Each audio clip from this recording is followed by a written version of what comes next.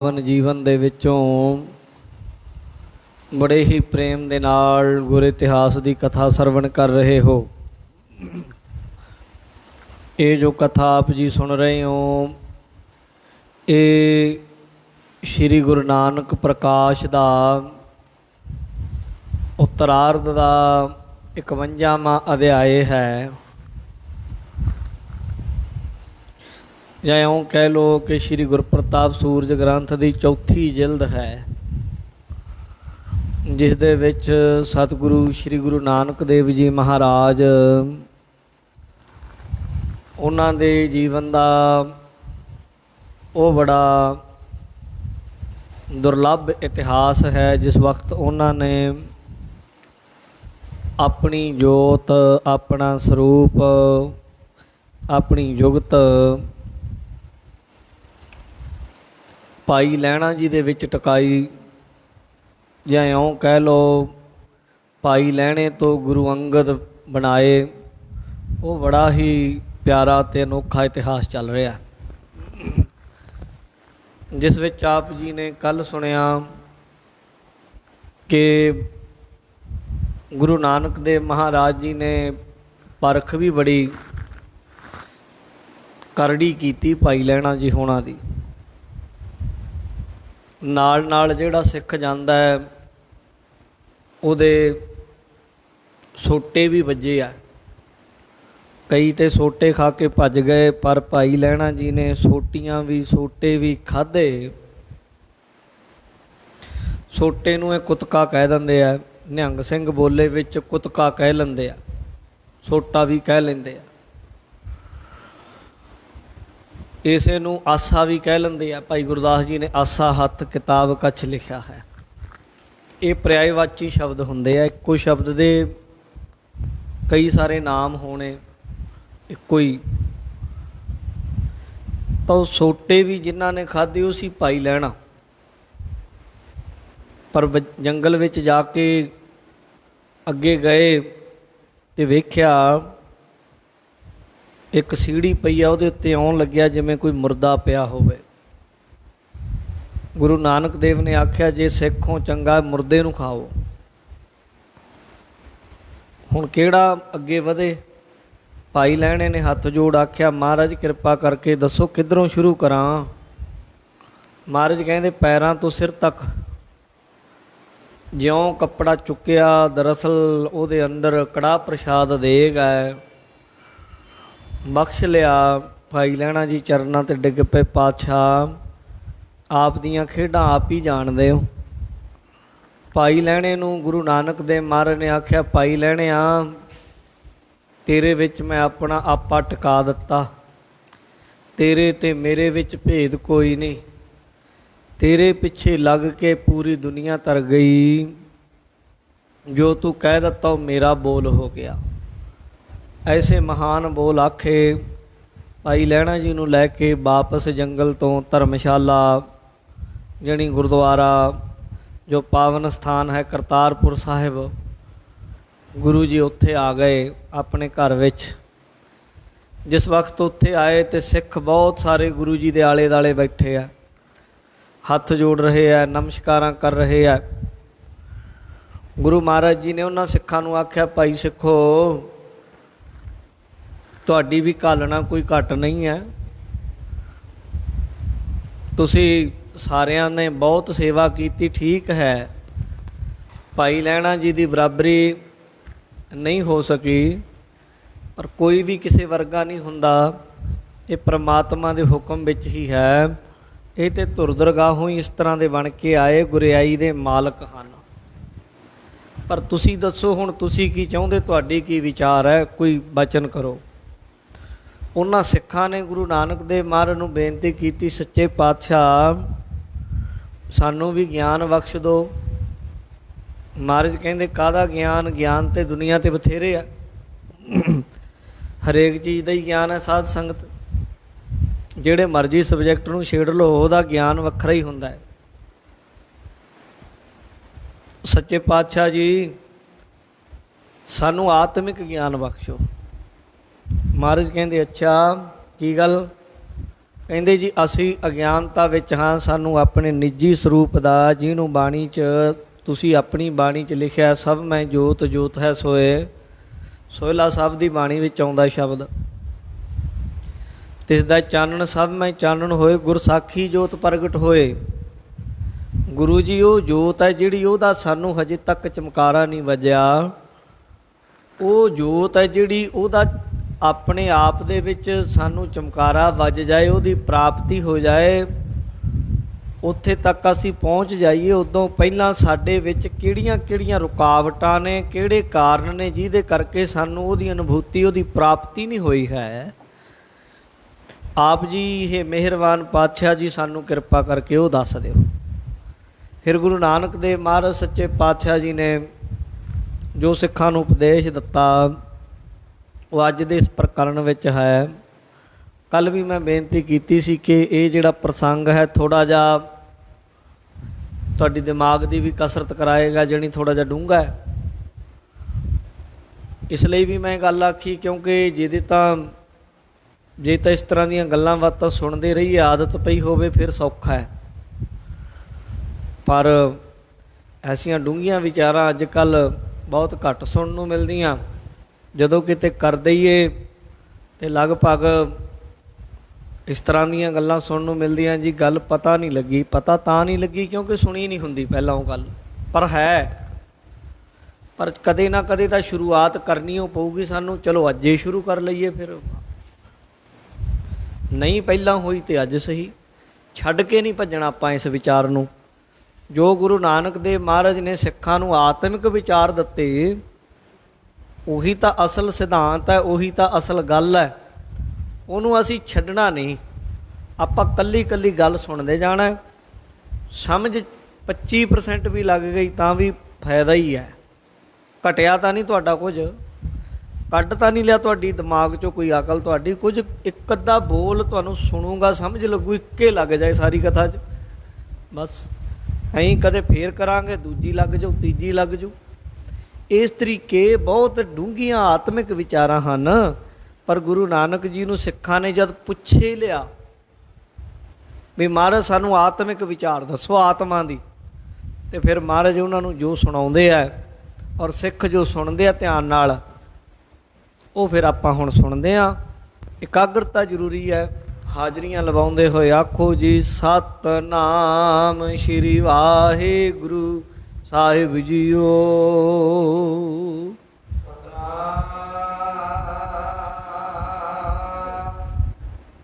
ਵਾਹਿਗੁਰੂ ਸਾਹਿਬ ਜੀ।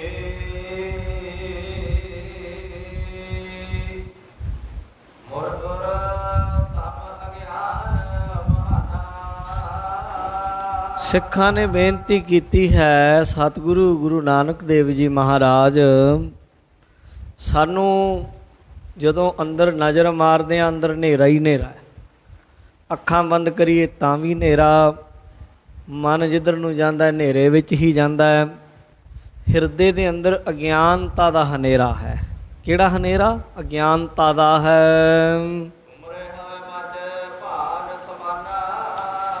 ਪਰ ਸਤਿਗੁਰੂ ਗੁਰੂ ਨਾਨਕ ਮਹਾਰਾਜ ਜੀ ਉਹ ਤੁਹਾਡੇ ਬਚਨ ਸੂਰਜ ਦੀ ਤਰ੍ਹਾਂ ਹਨ। ਜਿਵੇਂ ਸੂਰਜ ਜਦ ਚੜ੍ਹਦਾ ਹੈ ਅਤੇ ਹਨੇਰਾ ਚਲਾ ਜਾਂਦਾ ਹੈ। ਹਨੇਰਾ ਭਾਵੇਂ ਕਈ ਸਾਲਾਂ ਦਾ ਹੀ ਹੋਵੇ, ਉਹਨੂੰ ਭਜਾਉਣ ਲਈ ਕਈ ਸਾਲ ਨਹੀਂ ਚਾਹੀਦੇ। ਇੱਕ ਕਮਰਾ ਹੈ, ਹਨੇਰਾ ਚਾਰੇ ਪਾਸੇ ਤੋਂ ਬੰਦ ਹੈ, ਹਨੇਰਾ 50 ਸਾਲ ਬੰਦ ਕਰਕੇ ਰੱਖੋ, 50 ਸਾਲ ਹਨੇਰਾ ਪਿਆ ਰਹੂ। ਪਰ ਜੇ ਉਹਨੂੰ ਚਾਨਣ ਕਰਨਾ, ਇੱਕ ਦੀਵਾ ਬਾਲ ਦਿਓ, 1 ਮਿੰਟ 'ਚ ਚਾਨਣ ਹੋ ਜੂ। ਹਨੇਰੇ ਨੇ ਇਹ ਨਹੀਂ ਕਹਿਣਾ ਮੈਂ 50 ਸਾਲ ਦਾ ਸੀ ਅਤੇ ਮੈਂ 50 ਸਾਲਾਂ 'ਚ ਜਾਊਂ ਨਾ। ਚਾਨਣ ਤਾਂ ਥੋੜ੍ਹਾ ਜਿਹਾ ਵੀ ਹੋਵੇ, ਥੋੜ੍ਹਾ ਜਿਹਾ, ਜਦੋਂ ਕਿਤੇ ਚਾਨਣ ਹੁੰਦਾ ਉਸ ਵੇਲੇ ਸਾਧ ਸੰਗਤ ਜੀ ਫਿਰ ਹਨੇਰਾ ਆਪਣੇ ਆਪ ਦੂਰ ਹੋ ਜਾਂਦਾ ਹੈ। ਗੁਰੂ ਕੇ ਸਿੱਖਾਂ ਦੇ ਮਨ ਦੇ ਅੰਦਰ ਜੋ ਅਗਿਆਨਤਾ ਦਾ ਹਨੇਰਾ ਹੈ ਉਹਨੂੰ ਕੱਟਣ ਦੇ ਲਈ ਸੂਰਜ ਕੀ ਹੈ? ਗੁਰੂ ਦੇ ਬਚਨ, ਗੁਰੂ ਦੀ ਬਾਣੀ। ਸਿੱਖ ਕਹਿੰਦੇ ਗੁਰੂ ਜੀ ਤੁਹਾਡੇ ਬਚਨ ਸਾਡੇ ਲਈ ਸੂਰਜ ਦੀ ਮਾਨੰਦ, ਸੂਰਜ ਦੀ ਤਰ੍ਹਾਂ ਹਨ।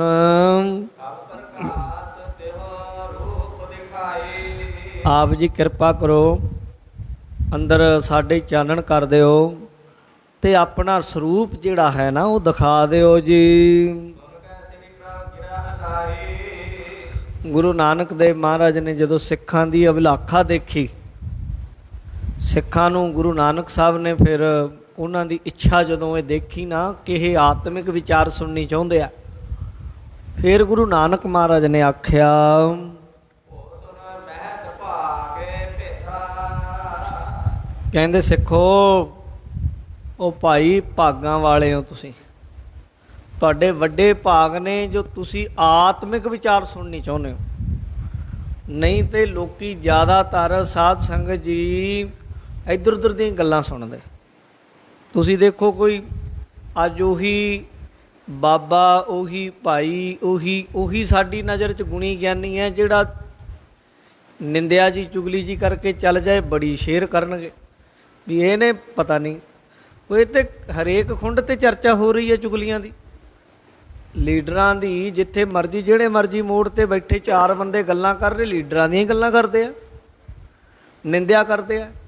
ਜੇ ਗੁਰੂ ਘਰ ਦੀਆਂ ਸਟੇਜਾਂ ਜਾਂ ਗੁਰੂ ਘਰ ਦੇ ਵਿਦਵਾਨ ਚੁਟਕਲੇ ਹੀ ਸੁਣਾਉਣ, ਫਿਰ ਲੋਕੀ ਗੁਰਦੁਆਰੇ ਕਿਉਂ ਆਉਣ? ਉੱਥੇ ਟੈਲੀਵਿਜ਼ਨ ਦੇ ਉੱਤੇ ਬਥੇਰਾ ਚੱਲੀ ਜਾਂਦਾ, ਉੱਥੇ ਕਮੇਡੀ ਵੇਖੀ ਜਾਣਗੇ।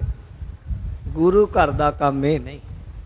ਪਰ ਅੱਜ ਕੱਲ੍ਹ ਇੰਨਾ ਹਲਕਾ ਹੋ ਗਿਆ ਪੱਧਰ ਸਾਡਾ ਕਿ ਸਾਨੂੰ ਸਾਧ ਸੰਗਤ ਜੀ ਉਹੀਆਂ ਜੀਆਂ ਚਟਪਟੀਆਂ ਜੀਆਂ ਗੱਲਾਂ ਲਾ ਕੇ ਕਹੀਆਂ ਹੋਈਆਂ ਦੂਜਿਆਂ 'ਤੇ ਗੱਲਾਂ, ਕਿਸੇ ਦੀ ਨਿੰਦਿਆ ਵਾਲੀਆਂ ਗੱਲਾਂ, ਉਹ ਬੜੀਆਂ ਵਧੀਆ ਜੀਆਂ ਲੱਗਦੀਆਂ। ਗੁਰੂ ਨਾਨਕ ਦੇਵ ਮਹਾਰਾਜ ਪਤਾ ਕੀ ਕਹਿੰਦੇ? ਕਹਿੰਦੇ ਗੁਰਸਿੱਖੋ, ਤੁਹਾਡੇ ਭਾਗ ਚੰਗੇ ਆ ਜੋ ਤੁਸੀਂ ਇੰਨੀ ਗਹਿਰੀ ਵਿਚਾਰ ਸੁਣਨ ਦੇ ਲਈ ਅੰਦਰੋਂ ਆਪਣੇ ਆਪ ਨੂੰ ਰਾਜੀ ਕੀਤਾ ਵੀ ਸੁਣਾਂਗੇ ਜ਼ਰੂਰ। ਭਾਵੇਂ ਕਿ ਨੀਂਦ ਆਉਣ ਲੱਗ ਜਾਂਦੀ ਜਦੋਂ ਕਿਤੇ ਗਹਿਰੀ ਗੱਲ ਹੋਵੇ। ਆਪਣੇ ਅੰਦਰ ਉਤਰਨਾ ਕਿਤੇ ਸੌਖਾ? ਦੂਜੇ ਦੀ ਤਾਂ ਅਸੀਂ ਪੜਦਾ ਫਰੋਲ ਦਿੰਦੇ ਹਾਂ ਜੀ, ਪਰ ਆਪਣੇ ਆਪੇ ਦੇ ਅੰਦਰ ਉਤਰਨਾ ਔਖਾ ਹੈ। ਗੁਰੂ ਦੀ ਵਿਚਾਰ ਆਪਣੇ ਆਪੇ ਨੂੰ ਖੋਜਣ ਦੀ ਗੱਲ ਕਰਦੀ ਹੈ। ਜੇ ਤੇ ਕਟਾ ਝੂਠ ਜਗ ਖੇਦਾ। ਕਹਿੰਦੇ ਦਰਅਸਲ ਕਾਰਨ ਇਹ ਹੈ ਭਾਈ ਗੁਰਸਿੱਖੋ, ਇਹ ਜਿਹੜੀ ਵਿਚਾਰ ਹੈ ਇਹਦੇ ਨਾਲ ਨਾ ਜਿਹੜਾ ਤੁਸੀਂ ਝੂਠ ਦਾ ਪੁਲੰਦਾ ਅਸੀਂ ਆਪਣੇ ਅੰਦਰ ਬਣਾਈ ਬੈਠੇ ਹਾਂ ਭਰਮ, ਉਹ ਟੁੱਟਦਾ ਹੈ। ਜਿਹੜਾ ਅਸੀਂ ਮੰਨੀ ਬੈਠੇ ਸੀ ਸੱਚ, ਸਾਲਾਂ ਬੱਧੀ ਜਨਮਾਂ ਬੱਧੀ ਆਪਣੀ ਧਾਰਨਾ ਬਣਾਈ ਬੈਠੇ ਹਾਂ ਕਿ ਮੈਂ ਠੀਕ ਹੈ, ਮੈਂ ਉਹ ਇਹ ਆਤਮਿਕ ਵਿਚਾਰ ਸੁਣਨ ਨਾਲ ਉਹ ਟੁੱਟਦਾ ਹੈ। ਤੇ ਹਾਂਜੀ, ਤੇ ਮਨ ਉਹਨੂੰ ਤੋੜ ਨਹੀਂ ਦਿੰਦਾ। ਮਨ ਕਹਿੰਦਾ ਵੀ ਮੇਰਾ ਤੇ ਸਾਰਾ ਕੁਝ ਟੁੱਟ ਜਾਏਗਾ। ਦਸਮ ਪਾਤਸ਼ਾਹ ਦੀ ਬਾਣੀ ਦਸਮ ਗ੍ਰੰਥ ਵਿੱਚ ਆਉਂਦਾ, ਇੱਕ ਦਿਨ ਮਨ ਬੁੱਧੀ ਨੂੰ ਕਹਿੰਦਾ ਹੈ, ਕਹਿੰਦਾ ਦੇਖੀ ਕਿਤੇ ਆਤਮਾ ਜਾਗ ਜੇ, ਇਹਨੂੰ ਜਾਗਣ ਨਹੀਂ ਦੇਣਾ। ਉਹ ਕਹਿੰਦੀ ਕਿਉਂ? ਕਹਿੰਦਾ ਜੇ ਇਹ ਜਾਗ ਗਈ ਨਾ ਤੇ ਆਪਾਂ ਦੋਵੇਂ ਹੀ ਰਗੜੇ ਗਏ, ਆਪਾਂ ਨਹੀਂ ਰਹਿਣੇ, ਮਨ ਤੇ ਬੁੱਧੀ। ਜੇ ਆਤਮ ਰਾਓ ਜਾਗ ਗਿਆ ਅੰਦਰੋਂ, ਇਨਸਾਨ ਆਪਣੇ ਆਪੇ ਦਾ ਪਤਾ ਲੱਗ ਗਿਆ, ਫਿਰ ਮਨ ਦੀਆਂ ਮੌਜਾਂ ਨਹੀਂ, ਫਿਰ ਬੁੱਧੀ ਦੇ ਅਨੁਸਾਰ ਨਿਰਣੇ ਨਹੀਂ। ਸਾਧ ਸੰਗਤ ਫਿਰ ਉਹ ਆਤਮਿਕ ਤਲ 'ਤੇ ਵਿਚਰੇਗਾ। ਇਹ ਸਾਰਿਆਂ ਦੇ ਨਾਲ ਹੈ। ਸਾਰਿਆਂ ਦਾ ਮਨ ਇਸ ਨਗਰੀ ਦੇ ਉੱਤੇ ਰਾਜ ਕਰਦਾ ਹੈ। ਬਾਲਕ ਰਾਜਾ ਨਗਰੀ ਕਾਚੀ, ਦੁਸ਼ਟਾਂ ਨਾਲ ਪਿਆਰੋ। ਜਿਹੜਾ ਰਾਜਾ ਹੈ ਇਹ ਬਾਲਕ ਹੈ, ਰਾਜਾ ਬਾਲਕ ਬਣਿਆ ਹੋਇਆ ਹੈ ਅਤੇ ਦੁਸ਼ਟਾਂ ਨਾਲ ਪਿਆਰ ਕਰਦਾ ਹੈ। ਗੁਰੂ ਨਾਨਕ ਸਾਹਿਬ ਕਹਿਣ ਲੱਗੇ, ਕਹਿੰਦੇ ਭਾਈ ਆਤਮਾ ਹੈ ਜਿਹੜੀ, ਉਹ ਤਾਂ ਆਪਣੇ ਆਪ ਤੋਂ ਪ੍ਰਕਾਸ਼ਮਾਨ ਹੈ, ਸਦਾ ਹੈ, ਉਹ ਕਦੇ ਬੁਝਦੀ ਨਹੀਂ ਹੈ, ਉਹ ਤਾਂ ਜਾਗਦੀ ਹੈ ਹਮੇਸ਼ਾ ਹੀ, ਸਭ ਦੇ ਅੰਦਰ ਉਹ ਹੈ।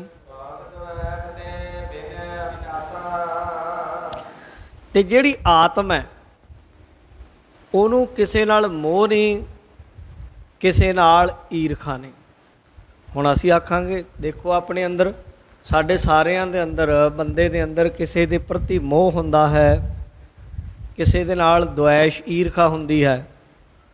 ਤੇ ਸਮਝਿਓ ਅਸੀਂ ਜਿਹੜਾ ਸਾਡੇ ਅੰਦਰਲਾ ਮੋਹ ਕਰ ਰਿਹਾ ਜਾਂ ਈਰਖਾ ਕਰ ਰਿਹਾ, ਮਨ ਹੈ। ਮਨ ਜਿਹੜਾ ਆਤਮਾ ਹੈ ਨਾ, ਆਤਮਾ ਨੂੰ ਨਾ ਕੋਈ ਮੋਹ ਕਿਸੇ ਨਾਲ, ਨਾ ਕਿਸੇ ਨਾਲ ਈਰਖਾ। ਇਸ ਲਈ ਅਸੀਂ ਈਰਖਾ ਅਤੇ ਮੋਹ ਵਿੱਚ ਫਸੇ ਰਹਿੰਦੇ ਹਾਂ। ਇਹਦਾ ਮਤਲਬ ਹਜੇ ਆਤਮਿਕ ਤਲ ਤੇ ਸਾਡੀ ਪਹੁੰਚ ਨਹੀਂ ਹੋਈ ਹੈ। ਸੋਗ ਜਿਸ ਮਾਏ ਨ ਲੇਸਾ ਜਿਹੜਾ ਆਤਮਿਕ ਅਵਸਥਾ ਤੇ ਪਹੁੰਚਿਆ ਹੋਇਆ ਪੁਰਸ਼ ਹੈ, ਉਹਦੇ ਅੰਦਰ ਨਾ ਕਿਸੇ ਗੱਲ ਦੀ ਖੁਸ਼ੀ, ਨਾ ਕਿਸੇ ਗੱਲ ਦੀ ਗਮੀ। ਖੁਸ਼ੀ ਵੀ ਨਹੀਂ, ਗਮੀ ਵੀ ਨਹੀਂ, ਉਹ ਤੇ ਆਨੰਦ 'ਚ ਰਹਿੰਦਾ ਹਮੇਸ਼ਾ ਹੀ।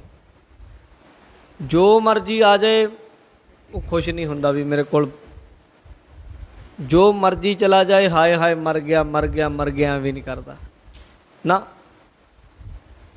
ਉਹ ਇਨਸਾਨ, ਬਾਣੀ ਨੇ ਆਖਿਆ, ਜੋ ਨਰ ਦੁੱਖ ਮੈਂ ਦੁੱਖ ਨਹੀਂ ਮਾਨੈ, ਸੁਖ ਸਨੇਹੋ ਅਰ ਭੈ ਨਹੀਂ ਜਾ ਕੇ ਕੰਚਨ ਮਾਟੀ ਮਨ।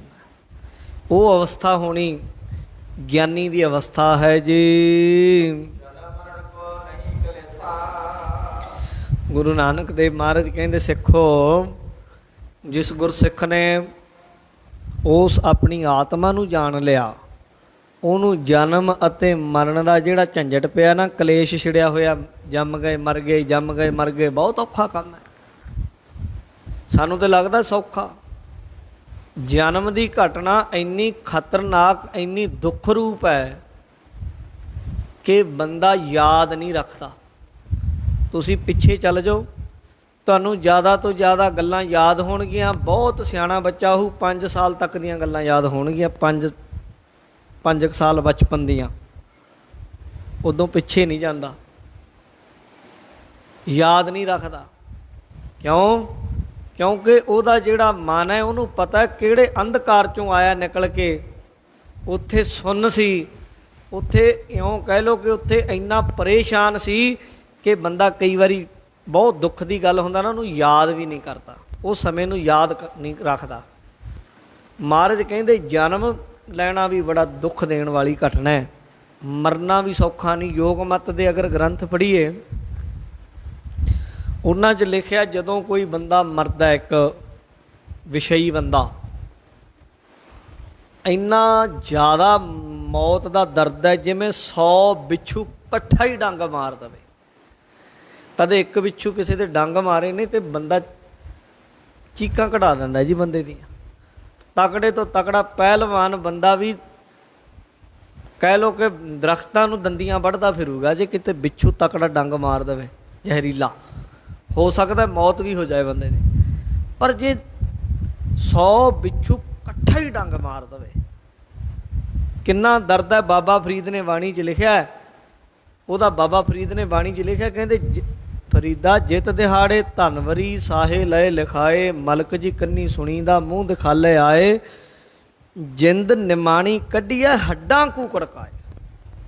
ਕਹਿੰਦੇ ਜਦੋਂ ਜਿੰਦ ਨੂੰ ਕੱਢਦਾ ਨਾ, ਤੇ ਜਿਵੇਂ ਤੜਾਕ ਤੜਾਕ ਕਰਕੇ ਹੱਡ ਟੁੱਟਦੇ ਆ, ਇੰਨਾ ਦਰਦ ਹੁੰਦਾ। ਕਿਸੇ ਬੰਦੇ ਦਾ ਇਉਂ ਹੱਡ ਤੋੜ ਦੋ, ਕਿੰਨਾ ਦਰਦ ਹੋਊ। ਉਹਨੂੰ ਆਖੇ ਲੈ ਹੁਣ ਦੂਜਾ ਵੀ ਤੋੜਨਾ, ਉਦੋਂ ਵੱਧ ਉਹਦਾ ਡਰ ਹੁੰਦਾ ਵੀ ਹੁਣ ਇਹ ਟੁੱਟੂਗਾ। ਕਿੰਨਾ ਦਰਦ ਹੈ, ਮਾਨੋ ਇੰਨਾ ਕੁ ਦਰਦ ਹੈ ਮੌਤ ਦਾ, ਜਿਵੇਂ ਇੱਕ ਚੁੰਨੀ ਮਲਮਲ ਦੀ ਝਾੜ ਦੇ ਉੱਤੇ, ਪੁਰਾਣੇ ਟਾਈਮਾਂ 'ਚ ਝਾੜ ਹੁੰਦੇ ਸਨ ਆਪਣੇ ਛੋਟੀਆਂ ਛੋਟੀਆਂ ਬੇਰੀਆਂ ਦੇ, ਪਿੰਡਾਂ 'ਚ ਤੇ ਹੁਣ ਵੀ ਆ, ਛੋਟੀਆਂ ਛੋਟੀਆਂ ਉਹਦੇ ਕੰਡੇ 'ਚ ਹੁੰਦੇ, ਉਹਦੇ ਉੱਤੇ ਝਾੜ ਦੇ ਉੱਤੇ ਕਿਤੇ ਚੁੰਨੀ ਪਾ ਦਿਓ ਮਖਮਲ ਦੀ, ਤੇ ਉਹਨੂੰ ਇੱਕਦਮ ਖਿੱਚ ਦਿਓ, ਉਹ ਕੰਡੇ ਉਹਦੇ ਵਿੱਚ ਹੋਣ ਤੇ ਲੀਰਾਂ ਲੀਰਾਂ ਹੋ ਜੂਗੀ। ਇਉਂ ਸਾਧ ਸੰਗਤ ਜਦੋਂ ਜਮਦੂਤ ਜਿੰਦ ਨੂੰ ਕੱਢਦਾ ਨਾ ਵਿਸ਼ਈ ਬੰਦੇ ਦੇ ਨੂੰ, ਇਉਂ ਦਰਦਾਂ ਮਾਰਦਾ ਕਿ ਰੋਂਦਾ ਹੈ।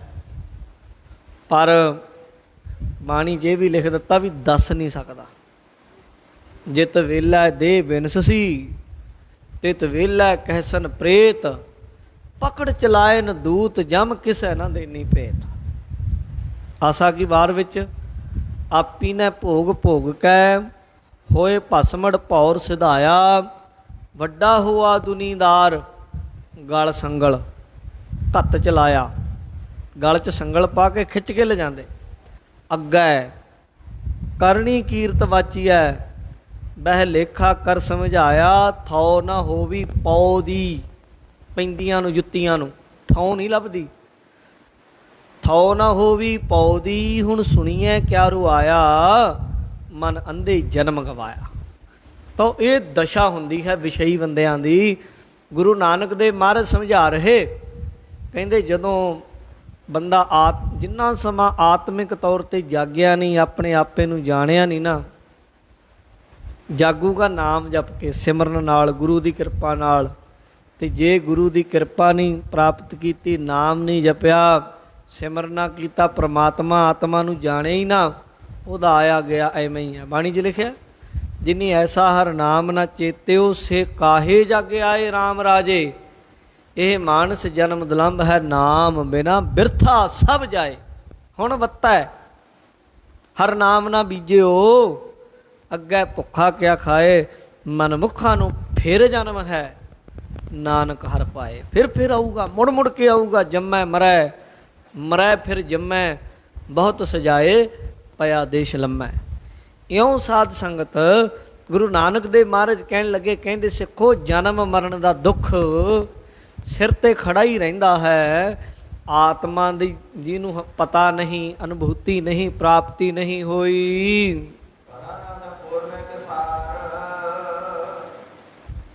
ਪੜੋ ਦੁਬਾਰਾ। ਇਸ ਪ੍ਰਕਾਰ ਆਤਮਾ ਨਿਰਧਾਰ। ਮਹਾਰਾਜ ਕਹਿੰਦੇ ਇਸ ਤਰ੍ਹਾਂ ਭਾਈ, ਇਸ ਕਰਕੇ ਆਤਮਾ ਨੂੰ ਜਿਹੜਾ ਭਾਈ ਗੁਰਮੁਖੋ ਜਾਣੋ। ਜਿਹੜੇ ਗੁਰਮੁਖ ਨੇ ਜਾਣ ਲਿਆ, ਜਨਮ ਮਰਨ ਦੇ ਦੁੱਖ ਤੋਂ ਪਰੇ ਹੋ ਜਾਏਗਾ। ਮੁੜ ਕੇ ਉਹ ਜੰਮੂਗਾ ਨਹੀਂ। ਜੇ ਉਹ ਆਏਗਾ ਵੀ ਨਾ ਜਨਮ ਵਿੱਚ, ਫਿਰ ਉਹ ਆਮ ਜੀਵਾਂ ਦੀ ਤਰ੍ਹਾਂ ਦੁੱਖ ਨਹੀਂ ਭੋਗਦਾ। ਫਿਰ ਜਿੱਦਣ ਉਹ ਜਾਊਗਾ, ਆਪਣੇ ਆਪ ਆਪਣੀ ਮਰਜ਼ੀ ਨਾਲ ਜਾਊਗਾ। ਜਿਵੇਂ ਹਾਥੀ ਗਲ ਦੇ ਵਿੱਚੋਂ ਫੁੱਲਾਂ ਦੀ ਮਾਲਾ ਨੂੰ ਲਾਹ ਕੇ ਉਹ ਸੁੱਟ ਦਿੰਦਾ, ਇੱਦਾਂ ਗੁਰਮੁਖ ਡੰਕੇ ਦੀ ਚੋਟ 'ਤੇ ਆਵਾਜ਼ ਮਾਰ ਕੇ ਕਹਿੰਦਾ, ਚੰਗਾ ਵੀ ਫਲਾਣੇ ਦਿਨ ਜਾਣਾ ਬਸ। ਇਹ ਗੁਰਮੁਖ ਦੀ ਅਵਸਥਾ ਹੁੰਦੀ। ਉਹ ਜਨਮ ਮਰਨ ਤੋਂ ਪਰੇ ਚੱਲ ਜਾਂਦਾ ਹੈ, ਜਿਹਨੂੰ ਬਾਣੀ ਨੇ ਜਨਮ ਮਰਨ ਦੋਹੂ ਮਹਿ ਨਾਹੀ, ਜਨ ਪਰਉਪਕਾਰੀ ਆਏ ਆਖਿਆ ਹੈ। ਮਹਾਰਾਜ ਕਹਿੰਦੇ ਆਤਮਾ ਨੂੰ ਜਾਣਨ ਵਾਲਾ ਜਨਮ ਮਰਨ ਦੇ ਦੁੱਖ ਤੋਂ ਪਾਰ ਹੋ ਜਾਂਦਾ ਹੈ। ਆਤਮਾ ਨੂੰ ਜਾਣਨ ਦਾ ਨਿਰਣਾ ਜਾਣ ਲਓ।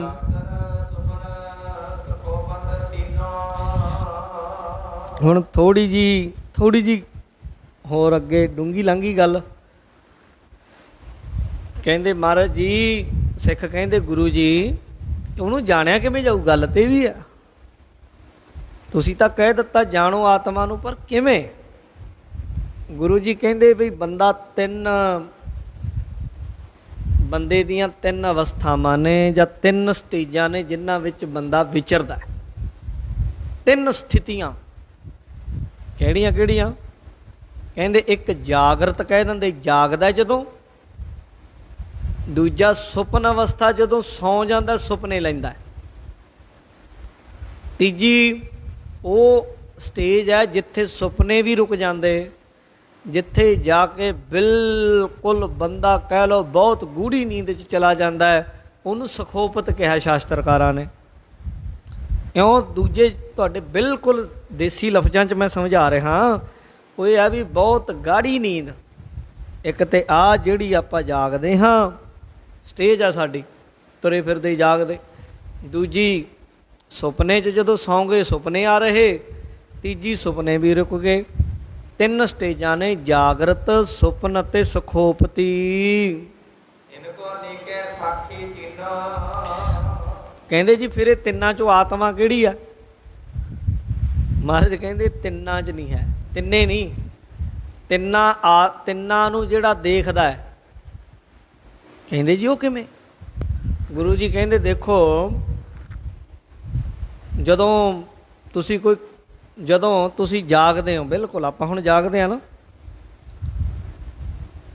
ਐਨ ਤੁਸੀਂ ਸਾਹਮਣੇ ਬੈਠੇ ਹੋ, ਪਰ ਗੱਲਾਂ ਕਈ ਵਾਰੀ ਕਰਦਿਆਂ ਤੁਸੀਂ ਕਹਿ ਦਿੰਦੇ ਉਹ ਭਾਈ ਮੇਰਾ ਧਿਆਨ ਨਹੀਂ ਸੀ, ਦੁਬਾਰਾ ਦੱਸੀਏ ਗੱਲ। ਉਹ ਕੀ ਗੱਲ ਬਈ, ਤੂੰ ਤੇ ਇੱਥੇ ਤਾਂ ਜਾਗਦਾ ਸੀ, ਤੂੰ ਇੱਥੇ ਜਾਗਦਾ ਸੀ। ਕਿਹੜੀ ਚੀਜ਼ ਹੈ ਜਿਹੜੀ ਨੇ ਤੇਰੀ ਗੱਲ ਸੁਣੀ ਨਹੀਂ, ਜਾਂ ਜਿਹੜੀ ਚੀਜ਼ ਇਹਨੂੰ ਤੈਨੂੰ ਕਹਿ ਰਹੀ ਹੈ ਵੀ ਤੈਂ ਧਿਆਨ ਨਹੀਂ ਦਿੱਤਾ।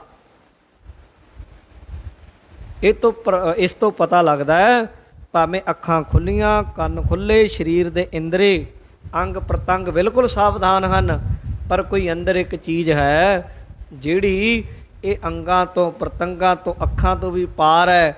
ਕੰਨ ਖੁੱਲੇ ਹੈ ਤਾਂ ਵੀ ਜੇ ਧਿਆਨ ਨਾ ਦਈਏ ਤਾਂ ਉਹ ਸੁਣ ਨਹੀਂ ਸਕਦਾ। ਜਾਗਰਤ ਵੀ ਨਹੀਂ ਹੈ। ਫਿਰ ਸੁਪਨ, ਮਹਾਰਾਜ ਕਹਿੰਦੇ ਸੁਪਨਾ ਵੀ ਨਹੀਂ ਆਤਮਾ। ਕਹਿੰਦੇ ਜੀ ਉਹ ਕਿਵੇਂ? ਮਹਾਰਾਜ ਕਹਿੰਦੇ ਜਦੋਂ ਸੁਪਨਾ ਆਉਂਦਾ ਰਾਤ ਨੂੰ ਤੁਹਾਨੂੰ, ਸਵੇਰੇ ਉੱਠ ਕੇ ਕਹਿੰਦੇ ਮੈਨੂੰ ਬੜਾ ਬਈ ਸੁਪਨਾ ਸੋਹਣਾ ਆਇਆ ਜਾਂ ਮਾੜਾ ਆਇਆ। ਕੋਈ ਕਹਿੰਦਾ ਜੀ ਦਬਾ ਗਿਆ ਮੈਨੂੰ, ਕੋਈ ਕਹਿੰਦਾ ਜੀ ਮੈਂ ਫੁੱਲਾਂ ਦੀ ਘਾਟੀ 'ਚ ਘੁੰਮਦਾ ਸੀ, ਕੋਈ ਕਹਿੰਦਾ ਜੀ ਉਹ ਮੈਂ ਤੇ ਬੜਾ ਤੰਗ ਹੋਇਆ। ਉਹ ਕੌਣ ਸੀ ਜਿਹੜੇ ਨੇ ਸੁਪਨੇ ਨੂੰ ਵੀ ਦੇਖਿਆ ਰਾਤ ਨੂੰ ਤੇਰੇ ਸੌਣ ਤੋਂ ਬਾਅਦ, ਜਿਹੜਾ ਸੁਪਨੇ ਨੂੰ ਵੀ ਦੇਖ ਰਿਹਾ ਸੀ? ਜੇ ਤੂੰ ਸੁਪਨਾ ਹੁੰਦਾ, ਫਿਰ ਜੇ ਤੂੰ ਸੁਪਨਾ ਹੀ ਹੁੰਦਾ ਫਿਰ ਸੁਪਨੇ ਦੇ ਵਿੱਚ ਤੇ ਕਈ ਵਾਰੀ ਮਰ ਜਾਂਦਾ, ਸੁਪਨੇ ਦੇ ਵਿੱਚ ਤੇ ਕਈ ਵਾਰੀ ਸੱਟਾਂ ਵੱਜ ਜਾਂਦੀਆਂ, ਫਿਰ ਉੱਠਦਾ ਤੇ ਫਿਰ ਟੇਢਾ ਵਿੰਗਾ ਹੋਇਆ ਹੋਣਾ ਸੀ, ਲੱਤਾਂ ਟੁੱਟੀਆਂ।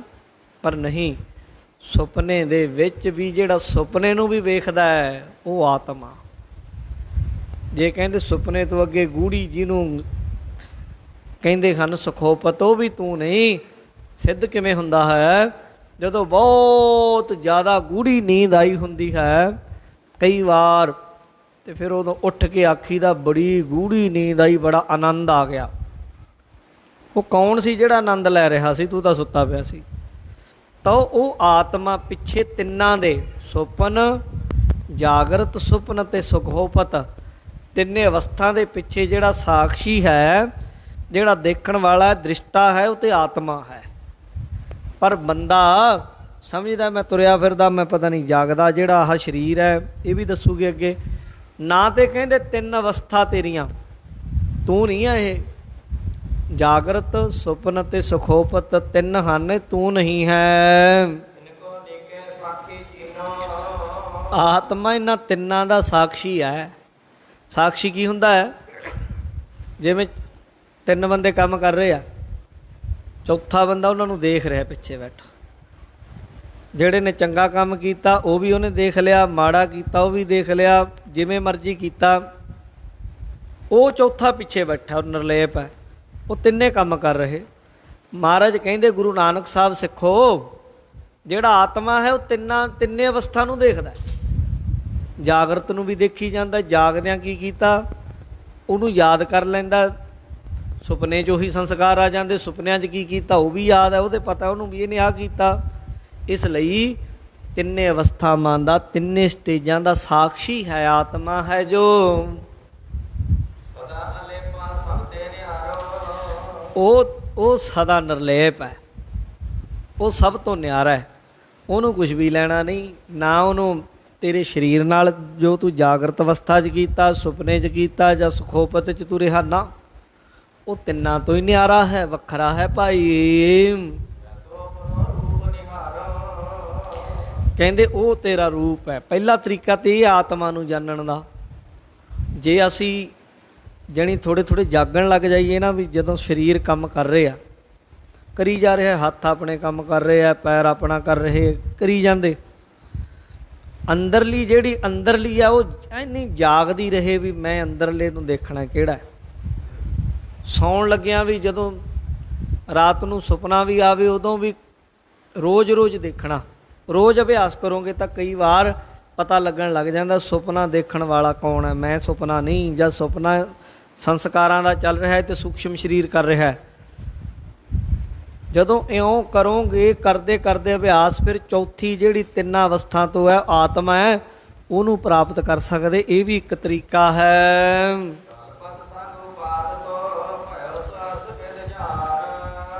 ਕਹਿੰਦੇ ਜੀ ਇਹ ਮਹਾਰਾਜ ਗੱਲ ਜੀ ਕਿਵੇਂ ਬਣੀ, ਇਹ ਕਿਵੇਂ ਇਹ ਹੋ ਰਹੀ ਖੇਡ। ਇਹ ਮਹਾਰਾਜ ਕਹਿੰਦੇ ਜਿਹੜੀ ਮਾਇਆ ਨਾ, ਮਾਇਆ ਕਲਪਤ ਕਹਿੰਦੇ ਉਹਨੂੰ, ਮਾਇਆ ਦੀ ਉਪਾਧੀ ਕਰਕੇ ਮਹਾਰਾਜ ਕਹਿੰਦੇ ਇਹ ਸਾਰੀ ਖੇਡ ਬਣੀ ਹੈ ਭਾਈ ਸਿੱਖੋ।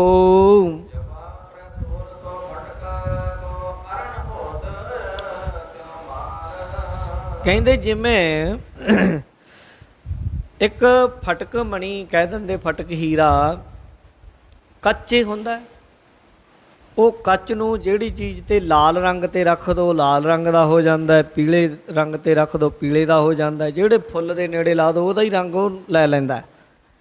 ਇੱਦਾਂ ਹੀ ਆਤਮਾ ਹੈ ਜਿਹੜਾ, ਉਹ ਤਾਂ ਇਹਨਾਂ ਤਿੰਨਾਂ ਤੋਂ ਨਿਰਲੇਪ ਹੈ, ਸਾਫ਼ ਹੈ, ਸ਼ੁੱਧ ਹੈ।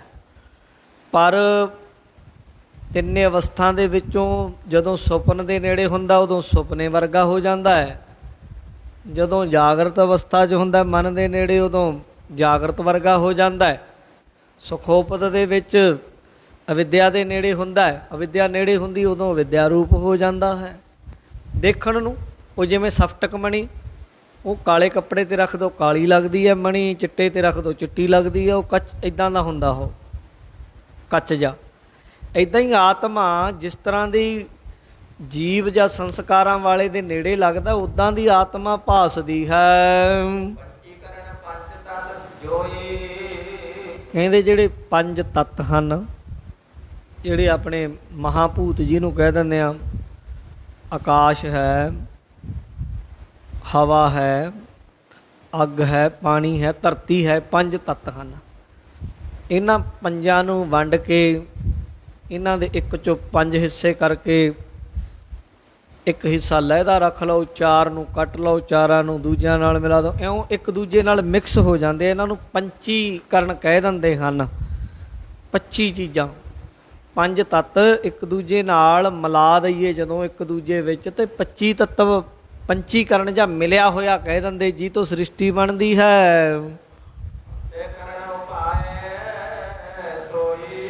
ਮਹਾਰਾਜ ਕਹਿੰਦੇ ਪੰਜ ਤੱਤਾਂ ਦੇ 25 ਕਿਰਤੀਆਂ ਤੋਂ ਅੰਤःਕਰਨ ਬਣਿਆ ਹੈ ਭਾਈ।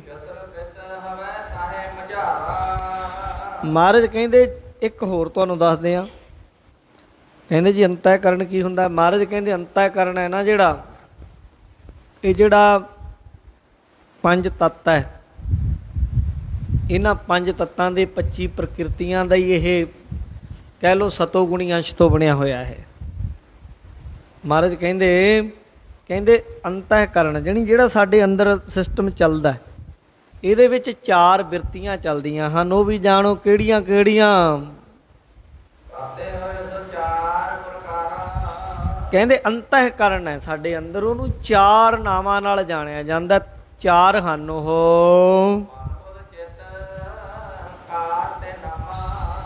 ਉਹਨੂੰ ਅੰਤःਕਰਨ ਕਹਿ ਲਓ ਜਾਂ ਵੱਖੋ ਵੱਖਰਾ ਕਰਕੇ ਉਹਨੂੰ 4 ਨਾਂ ਲੈ ਲਓ। ਕੋਈ ਮਨ ਕਹਿ ਦਿੰਦਾ ਹੈ, ਕੋਈ ਬੁੱਧੀ ਕਹਿ ਦਿੰਦਾ, ਕੋਈ ਚਿੱਤ ਕਹਿ ਦਿੰਦਾ, ਕੋਈ ਅਹੰਕਾਰ ਕਹਿ ਦਿੰਦਾ। ਜਾਂ ਵਿਦਵਾਨਾਂ ਨੇ ਇਹਦੀ ਵੰਡ ਇਉਂ ਕੀਤੀ ਹੈ, ਜਦੋਂ ਤੋਂ ਸੰਕਲਪ ਵਿਕਲਪ ਕਰੇ ਉਦੋਂ ਮਨਾ। ਉਪਨਿਸ਼ਦ ਵਿੱਚ ਲਿਖਿਆ ਸੰਕਲਪੋ ਵਿਕਲਪੋ ਸਾ ਮਨਾ। ਵਿਚਾਰ ਚੰਦਰ ਉਦਏ ਵਿੱਚ ਲਿਖਿਆ ਸੰਕਲਪ ਵਿਕਲਪ ਰੂਪ ਜੋ ਵਿਰਤੀ ਹੈ ਸੋ ਮਨ ਹੈ। ਅਤੇ ਜਿਸ ਵੇਲੇ ਕੋਈ ਨਿਰਣਾ ਕਰੇ ਕਿਸੇ ਚੀਜ਼ ਦਾ ਵੀ ਆਹ ਕੰਮ ਕਰੋ ਜਾਂ ਨਾ ਕਰੋ, ਉਹਨੂੰ ਬੁੱਧੀ ਕਹਿ ਦਿੰਦੇ ਆ। ਅਤੇ ਜਿਸ ਵੇਲੇ ਕਿਸੇ ਚੀਜ਼ ਦੀ ਚਿਤਵਨੀ ਕਰੇ ਉਹਨੂੰ ਚਿੱਤ ਕਹਿ ਦਿੰਦੇ ਆ। ਹੈ ਇੱਕੋ ਹੀ। ਜਿਵੇਂ ਕੋਈ ਬੰਦਾ ਕਿਤੇ ਜਾ ਕੇ ਸੇਵਾ ਕਰੇ ਉਹਨੂੰ ਕਹਿੰਦੇ ਸੇਵਾਦਾਰ ਹੈ। ਕਿਸੇ ਅਹੁਦੇ 'ਤੇ ਜਾ ਕੇ ਬੈਠ ਜਾਏ ਉੱਥੇ ਅਹੁਦੇਦਾਰ ਅਫਸਰ ਬਣ ਜਾਂਦਾ। ਕਿਤੇ ਰਿਸ਼ਤੇਦਾਰੀ 'ਚ ਚੱਲ ਜੇ ਉੱਥੇ ਜਵਾਈ ਭਾਈ ਬਣ ਜਾਂਦਾ। ਬੰਦਾ ਇੱਕੋ ਹੀ ਆ। ਇੱਦਾਂ ਹੀ ਸਾਡੇ ਅੰਦਰ ਇੱਕ ਬਿਰਤੀ ਅੰਤःਕਰਨ ਕੰਮ ਕਰਦਾ ਹੈ। 25 ਤੱਤਵਾਂ ਤੋਂ ਹੀ ਬਣੀ ਹੋਈ ਹੈ, ਜਿਹੜੀ ਸੂਖਸ਼ਮ ਰੂਪ ਵਿੱਚ ਹੈ ਉਹਨੂੰ ਅੰਤःਕਰਨ ਕਹਿੰਦੇ ਆ। ਜਦੋਂ ਚਿਤਵਨੀ ਕਰਦਾ ਹੈ, ਫੁਰਨੇ ਉਠਾਉਂਦਾ ਹੈ, ਉਦੋਂ ਉਹਨੂੰ ਮਨ। ਜਦੋਂ ਕਿਸੇ ਗੱਲ ਦਾ ਉਹ ਨਿਰਣਾ ਕਰਦਾ ਵੀ ਇਹ ਕੰਮ ਕਰਨਾ ਜਾਂ ਨਹੀਂ ਕਰਨਾ, ਉਦੋਂ ਬੁੱਧੀ। ਜਦੋਂ ਕਿਸੇ ਗੱਲ ਨੂੰ ਉਹ ਚੇਤੇ ਜੇ ਕਰਦਾ, ਪਿੱਛੇ ਯਾਦ ਜੀ 'ਚ ਚਲਾ ਜਾਂਦਾ, ਉਦੋਂ ਨੂੰ ਚਿੱਤ। ਅਤੇ ਜਦੋਂ ਮੈਂ ਪਣੇ ਨੂੰ ਕਹਿੰਦਾ ਮੈਂ ਵੀ ਕੁਛ ਆ, ਉਹਨੂੰ ਹੰਕਾਰ ਕਹਿ ਦਿੰਦੇ ਆ। ਹੈ ਇੱਕੋ ਹੀ। ਉਹ 4 ਕੰਮ ਕਰਨ ਕਰਕੇ ਵੱਖੋ ਵੱਖਰੇ ਥਾਵਾਂ 'ਤੇ ਉਹਦੇ ਨਾਮ ਵੱਖੋ ਵੱਖਰੇ ਹਨ ਭਾਈ। ਪਰ ਜਿਹੜਾ ਆਤਮ ਰਾਮ ਹੈ ਨਾ ਉਹ ਮਨ ਹੈ, ਨਾ ਉਹ ਬੁੱਧੀ ਹੈ, ਨਾ ਉਹ ਚਿੱਤ ਹੈ, ਨਾ ਉਹ ਅਹੰਕਾਰ ਹੈ। ਕਹਿੰਦੇ ਮਹਾਰਾਜ ਇੱਦਾਂ ਕਿਵੇਂ? ਕਹਿੰਦੇ ਇੱਦਾਂ ਹੀ ਹੈ। ਗੁਰੂ ਜੀ ਨੂੰ ਇੱਕ ਵਾਰ ਸਿੱਖਾਂ ਨੇ ਬੇਨਤੀ ਕੀਤੀ ਸੀ ਕਿ ਬਾਣੀ ਵਿੱਚ ਆਉਂਦਾ ਮਹਾਰਾਜ ਜੀ ਮਨ ਤੂੰ ਜੋਤ ਸਰੂਪ ਹੈ ਆਪਣਾ ਮੂਲ ਪਛਾਣ। ਵੀ ਮਹਾਰਾਜ ਉੱਦਾਂ ਤੇ ਮਨ ਤੇ ਅੰਤःਕਰਨ ਦਾ ਹਿੱਸਾ ਹੈ, ਮਨ ਤੇ ਸੰਕਲਪ ਵਿਕਲਪ ਹੈ। ਅਤੇ ਮਹਾਰਾਜ ਫਿਰ ਜੋਤ ਸਰੂਪ ਕਿਵੇਂ ਕਹਿੰਦੇ ਇਹਨੂੰ ਤੁਸੀਂ? ਮਹਾਰਾਜ ਕਹਿੰਦੇ ਜਦੋਂ ਆਪਣਾ ਮੂਲ ਪਛਾਣ ਲਊ ਉਦੋਂ ਜੋਤ ਸਰੂਪ ਹੈ। ਉਹ ਕਿਵੇਂ? ਕਹਿੰਦੇ ਉੱਥੇ ਜਾ ਕੇ ਰਹਿੰਦਾ ਹੀ ਨਹੀਂ। ਜਿਵੇਂ ਬੂੰਦ ਹੈ ਨਾ, ਬੂੰਦ ਪਾਣੀ ਦੀ, ਉਹਨੂੰ ਆਖੇ ਆਪਣਾ ਮੂਲ ਪਛਾਣ, ਉਹਦਾ ਮੂਲ ਕੀ ਹੈ? ਸਮੁੰਦਰ। ਜਦੋਂ ਸਮੁੰਦਰ 'ਚ ਡਿੱਗ ਗਈ ਆਪਣੇ ਮੂਲ ਦੀ ਪਛਾਣ ਹੋ ਜੂ, ਪਰ ਉੱਥੇ ਜਾ ਕੇ ਬੂੰਦ ਨਹੀਂ ਰਹੂਗੀ, ਸਾਗਰ ਹੋ ਗਈ। ਇੱਦਾਂ ਹੀ ਮਨ ਦਾ ਜਿਹੜਾ ਆਪਣਾ ਮੂਲ ਹੈ ਉਹ ਤਾਂ ਨਿੱਜ ਆਤਮਾ ਪਰਮਾਤਮਾ ਸਰੂਪ ਹੈ, ਪਰ ਮਨ ਭਟਕਦਾ ਫਿਰਦਾ ਬਾਹਰਮੁਖੀ ਹੈ। ਜਦੋਂ ਉਦੋਂ ਮਨ ਹੈ, ਜਦੋਂ ਉਹੀ ਅੰਤਰਮੁਖੀ ਹੋ ਗਿਆ, ਆਤਮਾ ਦਾ ਸਾਖੀ ਆਤਮਾ ਦੇ ਸਨਮੁਖ ਹੋ ਗਿਆ, ਫਿਰ ਮਨ ਤੇ ਰਹਿੰਦਾ ਹੀ ਨਹੀਂ, ਆਤਮਾ ਦਾ ਰੂਪ ਹੋ ਜਾਂਦਾ। ਇਸ ਤਰੀਕੇ ਮਹਾਰਾਜ ਕਹਿੰਦੇ ਆਪਣੇ ਮੂਲ ਨੂੰ ਪਛਾਣਨਾ। ਇਹਨਾਂ ਚਾਰਾਂ, ਇਹ ਚਾਰ ਮਨ ਜਾਂ ਬੁੱਧ ਜਾਂ ਚਿੱਤ ਜਾਂ ਅਹੰਕਾਰ, ਇਹ ਜੀਵ ਨਹੀਂ ਜਾਂ ਇਹ ਆਤਮਾ ਨਹੀਂ। ਜਿਹੜਾ ਆਤਮਾ ਹੈ, ਮਹਾਰਾਜ ਕਹਿੰਦੇ ਆਤਮਾ ਤੇ ਚਾਰਾਂ ਤੋਂ ਪਰੇ ਹੈ ਜੀ। ਕਹਿੰਦੇ ਅੰਤःਕਰਨ ਦੇ ਅੰਦਰ ਸਤੋ ਗੁਣ, ਤਿੰਨ ਵਿਰਤੀਆਂ ਹੁੰਦੀਆਂ, ਰਜੋ ਤਮੋ ਸਤੋ। ਅੱਜ ਤੁਹਾਨੂੰ ਹੋ ਸਕਦਾ ਥੋੜ੍ਹੀ ਗੱਲ ਔਖੀ ਲੱਗੇ, ਇਹ ਪਹਿਲਾਂ ਹੀ ਮੈਂ ਮਾफ़ੀ ਮੰਗ ਲੈਣਾ, ਪਰ ਆਦਤ ਪਾ ਲਓ ਤੁਸੀਂ ਇਹਨਾਂ ਚੀਜ਼ਾਂ ਦੀ, ਕਿਉਂਕਿ ਇਹ ਚੀਜ਼ਾਂ ਹੁਣ ਇੱਥੇ ਚੱਲਣੀਆਂ, ਆਪਾਂ ਪ੍ਰਵਾਹ ਚੱਲਣਾ ਹੀ ਚੱਲਣਾ ਇਹਨਾਂ ਚੀਜ਼ਾਂ ਦਾ, ਲਗਾਤਾਰ ਇਹਨਾਂ 'ਤੇ ਗੱਲ ਕਰਿਆ ਕਰਾਂਗੇ। ਜੇ ਨਾ ਕੀਤੀ ਜਾਏ ਤਾਂ ਆਤਮਿਕ ਉੱਚਤਾ ਨਹੀਂ ਹੋ ਸਕਦੀ। ਉੱਦਾਂ ਦੀਆਂ ਸੁੱਕੀਆਂ ਜੀਆਂ ਫੋਕੀਆਂ ਜੀਆਂ ਗੱਲਾਂ ਕਰਨ ਦਾ ਤਾਂ ਫਾਇਦਾ ਹੀ ਨਹੀਂ ਫਿਰ। ਤਾਂ ਇਸ ਲਈ ਗੁਰੂ ਮਹਾਰਾਜ ਜੀ ਨੇ ਆਖਿਆ, ਕਹਿੰਦੇ ਤਿੰਨ ਗੁਣ ਨੇ ਮਾਇਆ ਦੇ, ਰਜੋ ਤਮੋ ਸਤੋ। ਸਤੋ ਗੁਣ ਜਿਹੜੀ ਹੈ ਉਹ ਗਿਆਨਮਈ ਹੈ ਜਿਹੜੀ, ਅਤੇ ਇਉਂ ਕਹਿ ਲਓ ਇੱਕ ਵਿੱਚ ਗਿਆਨ ਪ੍ਰਧਾਨ ਹੈ, ਇੱਕ 'ਚ ਕਿਰਿਆ ਪ੍ਰਧਾਨ ਹੈ, ਇੱਕ ਜੜ ਪ੍ਰਧਾਨ ਹੈ। ਜਿਹੜੀ ਸਤੋ ਗੁਣ ਅੰਸ਼ ਹੈ ਉਹ ਗਿਆਨ ਪ੍ਰਧਾਨ ਹੈ, ਜਿਹੜੀ ਤਮੋ ਗੁਣ ਅੰਸ਼ ਹੈ ਉਹ ਕਿਰਿਆ ਪ੍ਰਧਾਨ ਹੈ, ਅਤੇ ਜਿਹੜੀ ਰਜੋ ਗੁਣ ਅੰਸ਼ ਹੈ ਉਹ ਜੜ ਪ੍ਰਧਾਨ ਹੈ। ਜਦੋਂ ਕਿਸੇ ਦੀ ਬਿਰਤੀ ਰਜੋ ਗੁਣੀ ਹੋ ਜਾਏ, ਉਹ ਜੜੇ ਹੁੰਦਾ, ਉਦੋਂ ਮੂਰਖੇ ਹੁੰਦਾ, ਉਹਨੂੰ ਆਖਿਆ ਮੂਰਖ, ਕੱਖ ਦੀ ਨਹੀਂ ਸੋਝੀ ਹੁੰਦੀ, ਉਹ ਜੜ ਹੁੰਦਾ। ਅਤੇ ਜਦੋਂ ਕਿਤੇ ਤਮੋ ਗੁਣੀ ਅੰਸ਼ ਹੋ ਜਾਏ, ਉਦੋਂ ਬਸ ਮਸ਼ੀਨ ਵਾਂਗੂ ਭੱਜਿਆ ਫਿਰੂਗਾ ਦਿਨ ਰਾਤ, ਨਾ ਆਰਾਮ ਦਾ ਪਤਾ, ਨਾ ਉੱਠਣ ਦਾ ਪਤਾ, ਨਾ ਖਾਣ ਦਾ ਪਤਾ, ਨਾ ਪੀਣ ਦਾ ਪਤਾ ਨਹੀਂ ਕਿਹੜੀ ਧੁਨ ਨੂੰ ਲੈ ਕੇ ਚੱਲਿਆ ਹੁੰਦਾ। ਉਦੋਂ ਤਮੋ ਗੁਣੀ ਅੰਸ਼ ਜਦੋਂ ਕਿਤੇ ਗਿਆਨ ਨੂੰ ਇਕੱਠਾ ਕਰਨ ਲੱਗ ਜਾਏ, ਵੀ ਜੋ ਮਰਜ਼ੀ ਹੋ ਜਾਏ, ਪਹਿਲਾਂ ਤਾਂ ਲੰਘ ਗਈ ਜਿਹੜੀ ਲੰਘ ਗਈ, ਹੁਣ ਮੈਂ ਗਿਆਨ ਹਾਸਲ ਕਰਨਾ ਕੁਝ, ਉਦੋਂ ਉਹਨੂੰ ਕਹਿੰਦੇ ਸਤੋ ਗੁਣੀ ਅੰਸ਼। ਤਿੰਨੇ ਗੁਣਾਂ 'ਚ ਬੰਦਾ ਵਿਚਰਦਾ, ਕਦੇ ਰਜੋ ਗੁਣ, ਕਦੇ ਤਮੋ ਗੁਣ, ਕਦੇ ਸਤੋ ਗੁਣ। ਬਾਣੀ 'ਚ ਲਿਖਿਆ, ਤੇ ਹੱਟੜੇ ਬਾਜ਼ਾਰ ਸੌਦਾ ਕਰਨ ਬਣ ਜਾ ਰਿਹਾ। ਤਿੰਨ ਹੱਟਾਂ ਵਾਲਾ ਬਾਜ਼ਾਰ ਹੈ, ਜਾਣੀ ਰਜੋ ਤਮੋ ਸਤੋ। ਆਮ ਤੌਰ 'ਤੇ ਬੰਦੇ ਰਜੋ ਗੁਣੀਓ ਹੈ, ਜੜ ਹੈ, ਤੁਰੇ ਫਿਰਦੇ ਆ, ਤੁਰੇ ਜਾਂਦੇ, ਦੂਰ ਦੂਰ ਚੱਲ ਜਾਂਦੇ, ਕਿੰਨੇ ਪਤਾ ਹੀ ਨਹੀਂ ਲੱਗਦਾ ਮੈਂ ਇੱਥੇ ਕੀ ਕਰਨਾ, ਅਸੀਂ ਉੱਦਾਂ ਹੀ ਘੁੰਮਦੇ ਫਿਰਦੇ। ਆਹ ਹੁਣ ਪਿੱਛੇ ਲੋਕਡਾਊਨ ਹੋਇਆ, ਉਹ ਅੱਧਿਆਂ ਨੂੰ ਤਾਂ ਪੁਲਿਸ ਨੇ ਵੈਸੇ ਨਜਾਇਜ਼ ਕੁੱਟ ਕੱਟ ਦਿੱਤਾ, ਪਰ ਬਹੁਤਿਆਂ ਨੂੰ ਸਾਧ ਸੰਗਤ ਜੀ ਪਤਾ ਹੀ ਨਹੀਂ ਅਸੀਂ ਕਿਉਂ ਆਉਣਾ, ਵੈਸੇ ਹੀ ਘੁੰਮਦੇ ਫਿਰੀ ਜਾਂਦੇ ਉੱਦਾਂ ਹੀ। ਇੱਦਾਂ ਸਾਡੇ ਨਾਲ ਵੀ ਕਈ ਵਾਰੀ ਬਣਦਾ, ਆਪਾਂ ਆਪਣੇ ਉੱਤੇ ਲਾਈਏ, ਛੱਡੋ ਦੂਜਿਆਂ ਨੂੰ, ਤੁਰੇ ਜਾਂਦੇ ਅੱਗੇ ਹੀ ਲੰਘ ਗਏ, ਪਤਾ ਹੀ ਨਹੀਂ ਲੱਗਿਆ। ਉਦੋਂ ਸਮਝੋ ਰਜੋ ਗੁਣੀ ਅੰਸ਼ ਹੈ, ਜੜਤਾ ਪ੍ਰਧਾਨ ਹੈ। ਅਤੇ ਜਦੋਂ ਕਿਰਿਆ ਬਸ ਕਿਰਿਆ ਕਰਨਾ, ਉਹਨੂੰ ਕਿਰਿਆ ਪ੍ਰਧਾਨ, ਉਦੋਂ ਤਮੋ ਗੁਣੀ ਅੰਸ਼ ਹੈ। ਉਹਦੇ ਵਿੱਚ ਕਿਸੇ ਚੀਜ਼ ਦੇ ਲਾਲਚ ਨੂੰ ਲੈ ਕੇ ਕੰਮ ਕਰਨਾ ਜਾਂ ਕੁਝ ਹੋਰ ਕਰਨਾ। ਉਦੋਂ ਬਾਅਦ ਸਤੋ ਗੁਣੀ ਅੰਸ਼ ਹੈ, ਸਤੋ ਗੁਣੀ ਹੁੰਦੀ ਉਦੋਂ ਗਿਆਨ ਹੁੰਦਾ।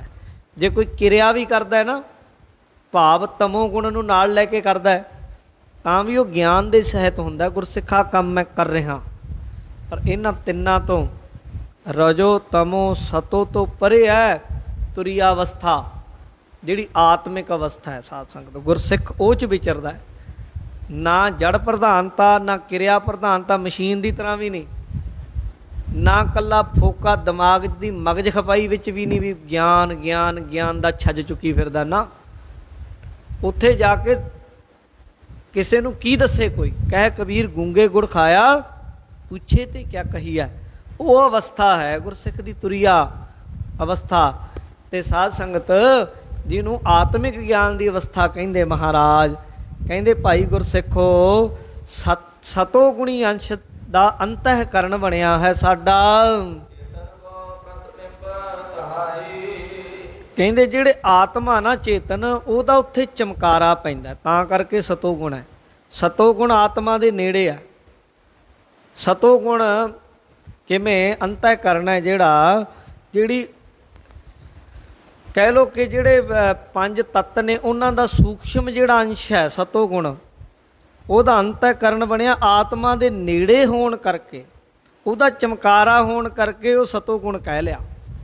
ਜਿਵੇਂ ਆ ਤੁਸੀਂ ਹੁਣ ਸਿੱਧੀ ਜੀ ਗੱਲ ਤੁਹਾਨੂੰ ਦੱਸੀਏ, ਹੁਣ ਕੋਈ ਬੰਦਾ ਬਿਲਕੁਲ ਹੀ ਰੂਪ ਰੰਗ ਸੋਹਣਾ ਨਹੀਂ ਉਹਦਾ, ਪਰ ਲਾਈਟਾਂ ਵਾਲੇ ਆ ਕੈਮਰਿਆਂ ਵਾਲੇ ਇੱਦਾਂ ਦੇ ਕੈਮਰੇ ਮਾਰਦੇ ਚਮਕਾਰੇ ਮਾਰਦੇ ਚਮਕਣ ਲਾ ਦਿੰਦੇ ਉਹਨੂੰ, ਹੁੰਦਾ ਉੱਦਾਂ ਦਾ ਹੀ ਹੈ, ਪਰ ਲਾਈਟਾਂ ਵੱਜਦੀਆਂ ਜਦੋਂ ਚਮਕਦਾ ਬੜਾ, ਹੋਰ ਦਾ ਹੋਰ ਹੀ ਰੰਗ ਹੋ ਜਾਂਦਾ।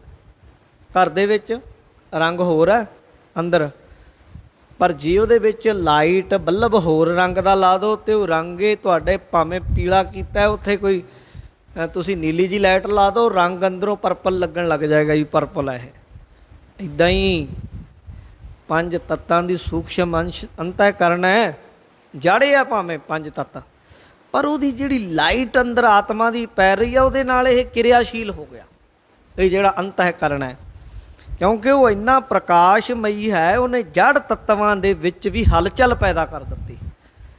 ਇਉਂ ਸਮਝੋ ਉਹਦੀ ਜਿਹੜੀ ਰੌਸ਼ਨੀ ਹੈ ਉਹ ਜਿਹੜਾ ਆਤਮਾ ਹੈ, ਕਿਉਂਕਿ ਆਤਮਾ ਦੇ ਤਿੰਨ ਗੁਣ ਨੇ ਸਤ ਚਿਤ ਆਨੰਦ, ਤਾਂ ਉਹ ਚੇਤਨ ਵੀ ਹੈ, ਚੇਤਨ ਜਣੀ ਜੜ ਨਹੀਂ ਹੈ, ਸਤ ਸਰੂਪ ਹੈ ਉਹਦੀ ਔਰ ਆਨੰਦ ਸਰੂਪ ਹੈ ਉਹਦਾ। ਪਰਛਾਵਾਂ ਇਹਦੇ ਉੱਤੇ ਪੰਜ ਤੱਤਾਂ ਦੇ ਉੱਤੇ ਅਸੂਖ ਜਿਹੜਾ ਅੰਤःਕਰਨ ਉੱਤੇ ਪੈਣ ਕਰਕੇ ਇਹ ਜੀਵ ਆਪਣੇ ਆਪ ਨੂੰ ਸੱਚ ਵੀ ਸਮਝਦਾ, ਮੈਂ ਹੀ ਸੱਚ ਹਾਂ, ਕਿਉਂਕਿ ਉਹ ਆਤਮਾ ਦਾ ਇੱਕ ਸਰੂਪ ਹੈ ਸਤ, ਇਹ ਸਮਝਦਾ ਮੈਂ ਹੀ ਸਭ ਕੁਝ ਕਰਤਾ ਧਰਤਾ ਹਾਂ। ਉਹ ਕਿਉਂਕਿ ਆਤਮਾ ਚੇਤਨ ਹੈ, ਸਤ ਚਿਤ ਇਹ ਸਮਝਦਾ, ਕਈ ਵਾਰ ਵਿਸ਼ਿਆਂ ਦੇ ਵਿੱਚ ਸੁੱਖ ਲੱਭਦਾ, ਕਈ ਵਾਰੀ ਸੁੱਖ ਮਹਿਸੂਸ ਕਰਦਾ, ਮੈਂ ਸੁਖੀ ਹੋਇਆ, ਕਿਉਂਕਿ ਆਨੰਦ ਦਾ ਪਰਛਾਵਾਂ ਪਿਆ ਇਹਦੇ ਉੱਤੇ, ਕੇਵਲ ਪਰਛਾਵਾਂ ਹੀ ਹੈ, ਇਹਦੇ ਕੋਲ ਹੈ ਕੁਝ ਵੀ ਨਹੀਂ।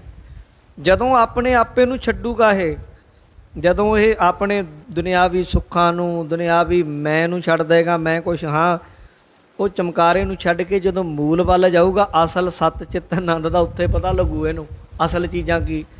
ਦੁਨੀਆ ਦੇ ਸੁੱਖ ਸਾਡੇ ਕੋਲ ਇੰਨੇ ਦੁਨੀਆ ਦੇ ਵੱਡੇ ਤੋਂ ਵੱਡੇ ਸੁੱਖ ਇਉਂ ਨੇ ਮਾਨੋ ਸਮੁੰਦਰ 'ਚੋਂ ਇੱਕ ਬੂੰਦ ਹੋਵੇ। ਬ੍ਰਹਮ ਗਿਆਨੀ ਦਾ ਸੁੱਖ ਇੰਨਾ ਸੁੱਖ ਮੰਨਿਆ ਜਿੰਨਾ ਸਵਰਗ ਦਾ ਰਾਜਾ ਇੰਦਰ 100 ਸਾਲ 'ਚ ਸੁੱਖ ਭੋਗਦਾ ਹੈ ਨਾ, ਬ੍ਰਹਮ ਗਿਆਨੀ ਨੂੰ ਇੱਕ ਛਿਨ 'ਚ ਓਨਾ ਸੁੱਖ ਆਉਂਦਾ ਹੈ, ਐਡਾ ਵੱਡਾ ਸੁੱਖ ਹੈ। ਪਰ ਉਹ ਸੁੱਖ ਕੀ ਹੈ? ਆਤਮਾ ਦਾ ਸਾਡੇ ਸਾਰਿਆਂ ਅੰਦਰ ਹੈ, ਪਰ ਅਸੀਂ ਉਹ ਤੋਂ ਦੂਰ ਹਾਂ। ਇਹ ਥੋੜ੍ਹੀ ਜਿਹੀ ਗਹਿਰੀ ਗੱਲ ਹੈ, ਪਰ ਮੈਨੂੰ ਪਤਾ ਹੈ ਬਹੁਤ ਸਾਰੇ ਲੋਕ, ਸੰਗਤ ਬੜੀ ਸੁਣਨ ਵਾਲੀ ਹੈ, ਆਪਣੇ ਇੱਥੇ ਕਈ ਵਾਰੀ ਨਹੀਂ ਸਮਝ ਲੱਗਦੀ ਕਈ ਗੱਲਾਂ ਦੀ, ਪਰ ਬੜੇ ਦੂਰ ਦੂਰ ਬੰਦੇ ਬੈਠੇ, ਪੋਥੀਆਂ ਖੋਲ੍ਹੀ ਬੈਠੇ ਆ, ਉਹ ਸੁਣ ਰਹੇ ਆ, ਲਾਈਵ ਦੇ ਉੱਤੇ ਬੈਠੇ ਨੋਟ ਕਰੀ ਜਾਂਦੇ ਆ। ਕਈ ਬੰਦਿਆਂ ਨੇ ਸੁਣ ਸੁਣ ਕੇ ਕਿਤਾਬਾਂ ਲਿਖ ਦੇਣੀਆਂ ਇਹ ਗੱਲਾਂ। ਇਸ ਲਈ ਆਪਾਂ ਵੀ ਆਪਣੇ ਆਪ ਨੂੰ ਥੋੜ੍ਹਾ ਥੋੜ੍ਹਾ ਨਾਲੋਂ ਨਾਲ ਭਾਈ, ਹੁਣ ਜੇ ਆਪਾਂ ਕਥਾ ਵਿਚਾਰ ਸੁਣਦੇ ਹਾਂ ਅਤੇ ਆਪਣੀ ਕਹਿ ਲਓ ਇਹਨਾਂ ਚੀਜ਼ਾਂ ਵੱਲ ਵੀ ਥੋੜ੍ਹਾ ਥੋੜ੍ਹਾ ਜਾਣਿਆ ਕਰੀਏ ਵੀ ਇਹ ਕੀ। ਅੱਜ ਗੁਰੂ ਨਾਨਕ ਸਾਹਿਬ ਜੀ ਕਹਿਣ ਲੱਗੇ, ਕਹਿੰਦੇ ਜਿਹੜੀ ਆਤਮਾ ਹੈ ਉਹ ਇਹਨਾਂ ਅੰਤःਕਰਨ ਤੋਂ ਪਰੇ ਹੈ, ਸ਼ੁੱਧ ਹੈ, ਚੇਤਨ ਹੈ। ਭਾਈ ਗੁਰਸਿੱਖੋ ਮਹਾਰਾਜ ਕਹਿੰਦੇ ਜਿਨ੍ਹਾਂ ਨੂੰ ਕਿਤੇ ਗੁਰੂ ਕਿਰਪਾ ਕਰੇ, ਸੋਝੀ ਹੋ ਜਾਏ, ਉਹ ਫਿਰ ਆਤਮਾ ਨੂੰ ਦੇਖ ਲੈਂਦੇ, ਗੁਰੂ ਦੀ ਕਿਰਪਾ ਨਾਲ ਉਹ ਦਰਸ਼ਨ ਹੁੰਦੇ ਹਨ ਉਹਦੇ, ਫਿਰ ਉਹ ਤਿੰਨਾਂ ਗੁਣਾਂ ਤੋਂ ਪਾਰ ਹੋ ਜਾਂਦਾ ਹੈ। ਮਹਾਰਾਜ ਕਹਿੰਦੇ ਜਿਨ੍ਹਾਂ ਦਾ ਮਨ ਬਹੁਤਾ ਹੀ ਮਲੀਨ ਹੈ ਨਾ, ਪਾਪਾਂ ਨਾਲ ਭਰੀ ਪਈ ਹੈ ਮੱਤ, ਉਹਨੂੰ ਨਹੀਂ ਦਿਖਦਾ।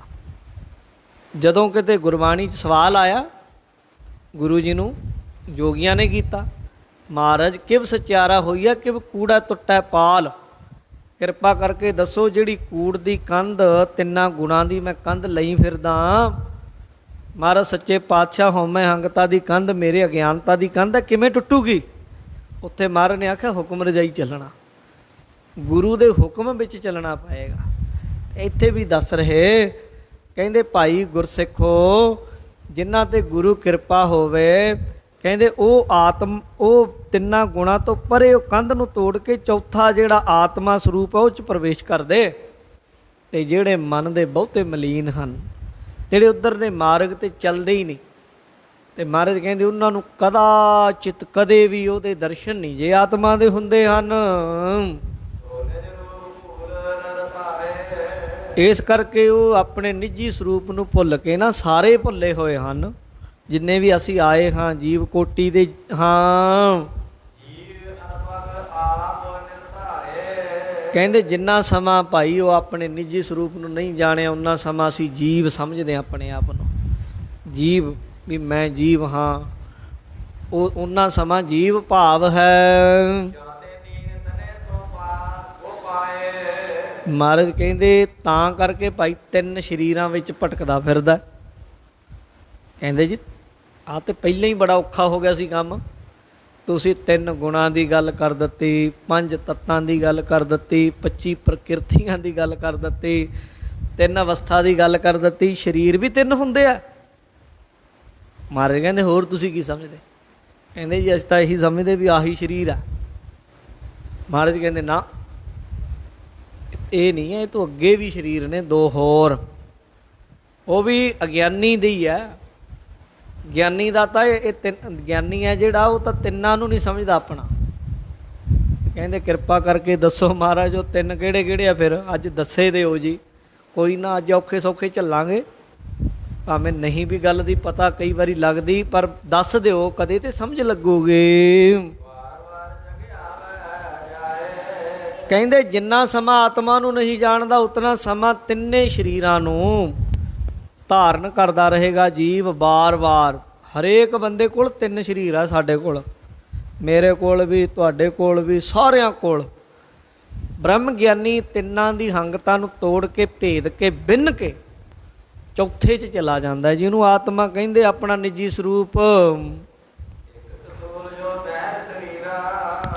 ਸਿੱਖ ਕਹਿੰਦੇ ਗੁਰੂ ਜੀ ਕਿਰਪਾ ਕਰਕੇ ਦੱਸੋ ਤਿੰਨ ਕਿਹੜੇ ਕਿਹੜੇ ਸਰੀਰ ਆ?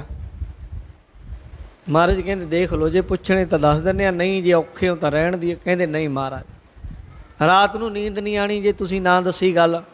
ਤੁਸੀਂ ਇੱਦਾਂ ਹੀ ਕਹਿ ਦਿੱਤੀ ਇਕੱਲੀ ਵੀ ਤਿੰਨ ਸਰੀਰ ਹੁੰਦੇ ਤੇ ਨਾ ਦੱਸੀ ਤੇ ਫਿਰ ਕਿੱਥੋਂ ਲੱਭਾਂਗੇ? ਮਹਾਰਾਜ ਕਹਿੰਦੇ ਚੰਗਾ ਦੱਸ ਦਿੰਦੇ ਆ ਭਾਈ।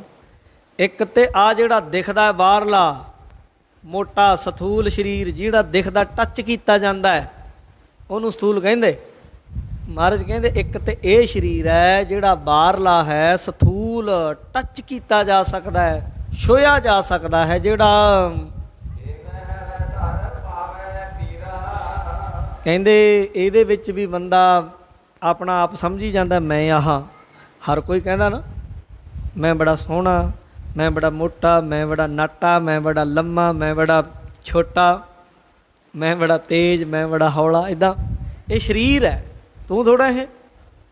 ਮਹਾਰਾਜ ਕਹਿੰਦੇ ਪਹਿਲਾਂ ਤਾਂ ਆਹੀ ਸਰੀਰ ਦੀ ਹੰਗਤਾ, ਮੈਂ ਗੋਰਾ, ਮੈਂ ਕਾਲਾ, ਆਹ ਚੀਜ਼ਾਂ 'ਚ ਫਸਿਆ ਪਿਆ।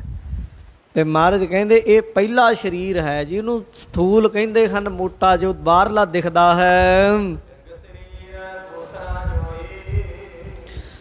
ਮਹਾਰਾਜ ਕਹਿੰਦੇ ਇੱਕ ਹੋਰ ਹੈ ਦੂਜਾ। ਕਹਿੰਦੇ ਜੀ ਦੂਜਾ ਵੀ ਹੈ ਕੋਈ? ਕਹਿੰਦੇ ਹਾਂ। ਕਹਿੰਦੇ ਜੀ ਉਹ ਕਿਹੜਾ? ਮਹਾਰਾਜ ਕਹਿੰਦੇ ਉਹਨੂੰ ਲਿੰਗ ਕਹਿੰਦੇ, ਲਿੰਗ ਸਰੀਰ। ਸੂਖਸ਼ਮ ਵੀ ਕਹਿ ਦਿੰਦੇ ਆ ਉਹਨੂੰ। ਮਹਾਰਾਜ ਕਹਿੰਦੇ ਉਹਨੂੰ ਲਿੰਗ ਵੀ ਲਿਖਿਆ ਕਈ ਗ੍ਰੰਥਾਂ 'ਚ। ਉੱਦਾਂ ਸੂਖਸ਼ਮ ਸਰੀਰ ਕਿਹਾ ਜਾਂਦਾ ਹੈ, ਬਰੀਕ। ਸੂਖਸ਼ਮ ਅਰਥ ਹੁੰਦਾ ਬਰੀਕ, ਜਿਹੜਾ ਛੋਇਆ ਨਹੀਂ ਜਾ ਸਕਦਾ। ਜਿੱਦਾਂ ਸੁਪਨੇ ਹੁੰਦੇ ਸਾਨੂੰ, ਸੁਪਨਿਆਂ 'ਚ ਉਹੀ ਕੰਮ ਕਰਦਾ ਸਾਡਾ ਜਿਹੜਾ ਸੂਖਸ਼ਮ ਸਰੀਰ ਹੈ। ਆਹ ਤੇ ਸੁੱਤਾ ਪਿਆ ਹੁੰਦਾ, ਇਹ ਤੇ ਗੱਦੇ 'ਤੇ ਪਿਆ ਲੇਟਿਆ ਹੋਇਆ, ਪੱਖਾ ਲੱਗਿਆ। ਪਰ ਉਹ ਸਰੀਰ ਉਹ ਹੈ ਜਿਹੜਾ ਨਦੀ 'ਤੇ ਚਲਾ ਗਿਆ, ਕਿਸੇ ਨੇ ਫੜ ਕੇ ਤੇ ਵਿੱਚ ਪਾਣੀ ਦੇ ਡਬੋ ਦਿੱਤਾ, ਗੋਤੇ ਮਾਰੀ ਜਾਂਦਾ, ਥੱਲੇ ਡੁੱਬਦਾ ਹੈ, ਫਿਰ ਬਾਹਰ ਨਿਕਲਦਾ, ਬੜੀਆਂ ਗੋਤੇ ਖਾਂਦਾ। ਸੁਪਨੇ 'ਚ ਦੋ ਚੀਜ਼ਾਂ ਕੰਮ ਕਰਦੀਆਂ, ਇੱਕ ਸੂਖਸ਼ਮ ਸਰੀਰ, ਇੱਕ ਆਤਮਾ ਪਿੱਛੇ ਬੈਠਾ ਕਿਨਾਰੇ 'ਤੇ ਦੇਖ ਰਿਹਾ ਹੁੰਦਾ, ਉਹ ਡੁਬੋਤਾ, ਉਹ ਕੱਢ ਲਿਆ। ਜਿਹੜਾ ਸਵੇਰੇ ਉੱਠੇ ਨੂੰ ਦੱਸਦਾ ਬੜਾ ਭੈੜਾ ਹੋਇਆ ਤੇਰੇ ਨਾਲ ਬਈ, ਬੜੇ ਸੁਪਨੇ ਦੇ ਵਿੱਚ ਤੈਨੂੰ ਗੋਤੇ ਲਵਾਏ। ਤਾਂ ਉਹ ਇੱਕ ਸੂਖਸ਼ਮ ਸਰੀਰ ਹੈ ਜਿਹਨੂੰ ਅਸੀਂ ਸੂਖਸ਼ਮ ਸਰੀਰ ਕਹਿੰਦੇ। ਲਿੰਗ ਵੀ ਕਈਆਂ 'ਚ ਲਿਖਿਆ ਹੈ। ਕਹਿੰਦੇ ਉਹਦਾ ਵੀ ਤੁਹਾਨੂੰ ਦੱਸਦੇ ਹਾਂ ਉਹ ਸਰੂਪ ਕਿਹੜਾ ਹੈ, ਕਿੱਦਾਂ ਦਾ ਹੈ, ਉਹ ਦੱਸ ਦੇਵਾਂਗੇ। ਹੁਣ ਆਪਾਂ ਟਾਈਮ ਹੋ ਗਿਆ, ਕੱਲ੍ਹ ਨੂੰ ਕਰਾਂਗੇ ਗੱਲ ਤਿੰਨ ਸਰੀਰਾਂ ਦੀ। ਉਹ ਕੱਲ੍ਹ ਤੋਂ ਦੁਬਾਰਾ ਸ਼ੁਰੂ ਤੋਂ ਕਰ ਲਾਂਗੇ। ਤਿੰਨ ਸਰੀਰ ਕਿਹੜੇ ਕਿਹੜੇ ਹਨ ਸਥੂਲ, ਸੂਖਸ਼ਮ ਅਤੇ ਕਾਰਨ ਸਰੀਰ। ਥੋੜ੍ਹਾ ਜਿਹਾ ਇਹ 2-3 ਦਿਨ ਡੂੰਘੀ ਵਿਚਾਰ ਚੱਲੇਗੀ। ਜਿਹੜੇ ਸਰੋਤੇ ਆ ਉਹਨਾਂ ਨੂੰ ਤੇ ਆਊਗਾ ਆਨੰਦ ਪੂਰਾ, ਅਤੇ ਜਿਨ੍ਹਾਂ ਨੂੰ ਭਾਈ ਨਹੀਂ ਇਹਨਾਂ ਚੀਜ਼ਾਂ ਨਾਲ ਵਾਹ ਪਿਆ ਉਹ ਵੀ ਆਦਤ ਪਾਓ ਇਹਨਾਂ ਚੀਜ਼ਾਂ ਦੀ। ਇਹ ਬਹੁਤ ਗਹਿਰੀਆਂ ਚੀਜ਼ਾਂ ਗੁਰੂ ਨਾਨਕ ਸਾਹਿਬ ਨੇ ਦੱਸੀਆਂ ਨੇ। ਸਿੱਖਾਂ ਨੂੰ ਬ੍ਰਹਮ ਗਿਆਨ ਦਾ ਉਪਦੇਸ਼ ਦੇ ਰਹੇ, ਅਤੇ ਗੁਰੂ ਨਾਨਕ ਸਾਹਿਬ ਨੇ ਜਿਹੜੀ ਚੀਜ਼ ਸਿੱਖਾਂ ਨੂੰ ਦਿੱਤੀ ਕੋਈ ਆਮ ਤੇ ਨਹੀਂ ਹੋ ਸਕਦੀ। ਔਰ ਮਹਾਰਾਜ ਨੇ ਬੜੀ ਲਾਜ਼ਮੀ ਦੱਸੀ ਵੀ ਇਹ ਆਤਮਿਕ ਵਿਚਾਰ ਲਾਜ਼ਮੀ ਹੈ। ਸੋ ਆਪਾਂ 3 ਸਰੀਰਾਂ ਬਾਰੇ, ਉਸ ਤੋਂ ਬਾਅਦ 5 ਕੋਸ਼ਾਂ ਦੀ ਗੱਲ ਕਰਨਗੇ, 5 ਸਰੀਰਾਂ ਬਾਰੇ, ਉਹ ਤੋਂ ਪਾਰ ਫਿਰ ਆਤਮਾ ਦੀ ਗੱਲ ਵਾਲੇ ਦਿਨਾਂ ਵਿੱਚ ਸਰਵਣ ਕਰਾਂਗੇ। ਸਮੇਂ ਸਿਰ ਪਹੁੰਚ ਕੇ ਲਾਹੇ ਲਿਆ ਕਰੋ। ਸਮੇਂ ਦੀ ਸਮਾਪਤੀ, ਹੋਈਆਂ ਭੁੱਲਾਂ ਦੀ ਖਿਮਾ। ਸਮੂਹ ਸੰਗਤ ਦਾ ਧੰਨਵਾਦ ਜੀ। ਹੇ ਅਚੁੱਤ, ਹੇ ਪਾਰ ਬ੍ਰਹਮ, ਅਵਿਨਾਸ਼ੀ ਅਗਨਾਸ਼, ਹੇ ਪੂਰਨ, ਹੇ